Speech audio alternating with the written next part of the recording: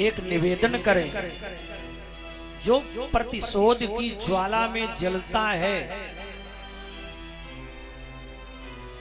तो दूसरे को वो समाप्त नहीं कर रहा है, वो स्वयं को समाप्त कर रहा है। और एक दिन धीरे धीरे वो स्वयं समाप्त हो जाएगा।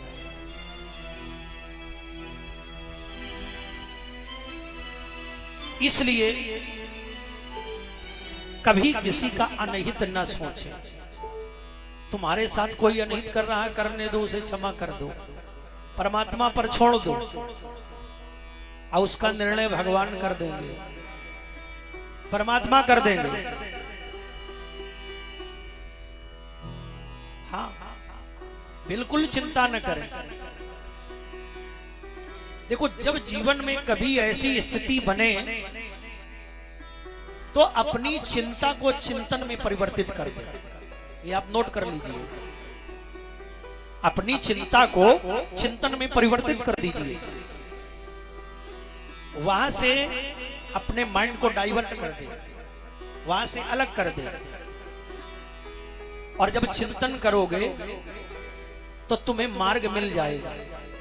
जो तुम भटक रहे हो तो तुम्हारा मार्ग प्रशस्त हो जाएगा। भाई, हमें चिंता करने की आवश्यकता क्या है? और जो जीवन में चिंता करता है ना, तो चिंता क्या है? जैसे दीमक, जैसे दीमक। और जिस वृक्ष में चाहे जितना विशाल वृक्ष हो, और अगर उसकी जड़ में दीमक लग जाए तो उस विशाल वृक्ष को भी वो सुखा देता है। और अगर संयोग से दीमक लग भी जाए तो दीमक की दवा भी आती है, वो डाल करके तुरंत उसे समाप्त कर दो, दीमक समाप्त हो जाएगा। अब आप समझ रहे हो?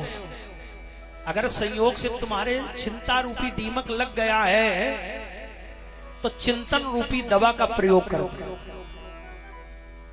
और जो चिंतन रूपी दवा है, औषधि है, पानी घोल करके छिड़काव कर दीजिए तो चिंता रूपी दीमक समाप्त हो जाएगा। चिंता करने की जरूरत नहीं जब ये जीवन में स्थिति बन जाए।